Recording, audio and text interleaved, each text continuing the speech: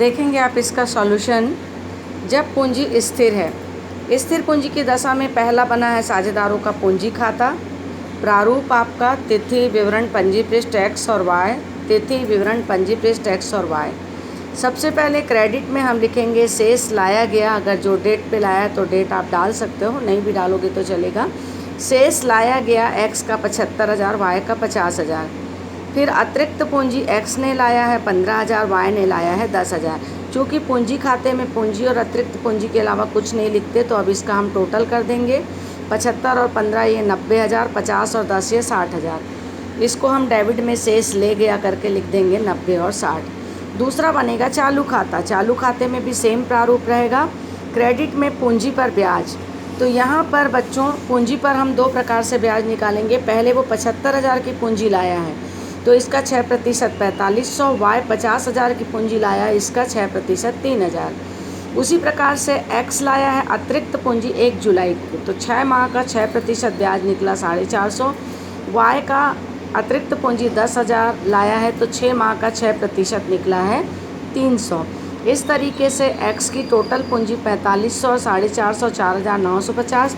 Y का 3,000 और 300, total 3,300। इसको हमने खाते में प्रदर्शित किया है इंटरेस्ट ऑन कैपिटल करके। तो एक्स का है 4,950, वाई का है 3,300। सैलरी यानी वेतन एक्स को 1,000 मिल रहा है, कमीशन एक्स को मिलता है 500 और वाई को मिलता है 350। आहरण जो कि डेबिट में लिखते हैं प्रारूप के अनुसार, एक्स का 1,500, वाई का 1,000। आहरण पर ब्याज 90 रुपये और 60 रुपये।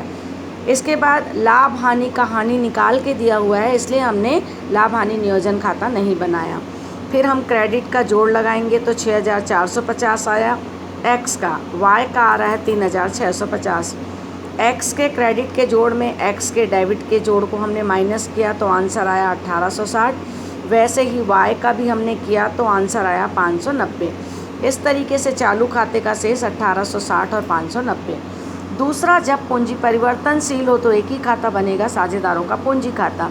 सबसे पहले क्रेडिट में शेष लाया गया करके पूंजी और अतिरिक्त पूंजी को आप लिखेंगे और इसके बाद पूंजी पर ब्याज, वेतन और कमीशन। आप अगर बहुत सरल शब्दों में समझना चाहें तो देखेंगे ये दोनों खाते मिलाकर ये बना है। ये देखिए, ये जो ऊपर वाला है वो यहाँ आ गया और यही चीज़ आपका ये कंटिन्यू आ गया। इधर पे आपका यही आहरण वगैरह सब, आहरण पर ब्याज और हानि आ गया। इस तरीके से हमने क्रेडिट के जोड़ में डेबिट के जोड़ को घटा दिया, तो ये आया